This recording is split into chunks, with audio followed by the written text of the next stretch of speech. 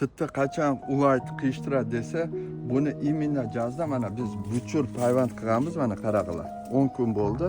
Mana jashilga jashil, mana jangi chiqqan shoxga uladim.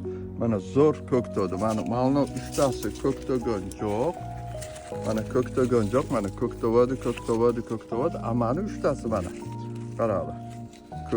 Ko'ktodi. Bularda hozir biz nima qilamiz? Mana ko'ktoganlarni barlig'ini olib tashlaymiz. Bizga mishat ettirsin. Amani ko'ktoganlarni buyog'ini qanday qilib qirqib tashlaymiz. Shtoba buyoqlar ko'ktosin mana.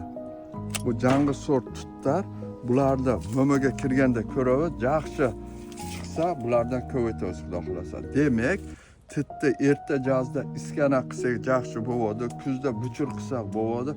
Buni imенно mana hozir ko'kto'g'on malda mana jashil mana. Qiyishtirsa mana 10 kun burun qildi, qaradi. Rezultat o'ta yaxshi. Demak, titni hozir qiyishtirsa o'ta yaxshi, qiyishtirsa bo'ladi. Любой tit bo'laveradi, oq, qora. Любой tit, oq, qora. Mana titni biz shot tutga qiyishtirganmiz. Bu tit Indiyadan kelgan titni urug'idan chiqqani tezroq mevasini ko'rish uchun o'shani uladik. Hozir mevasini ko'ramiz, yaxshi tit chiqqan bo'lsa, shuni shoxidan olib ko'paytiramiz. Maşallah. Allah razı olsun. Sağ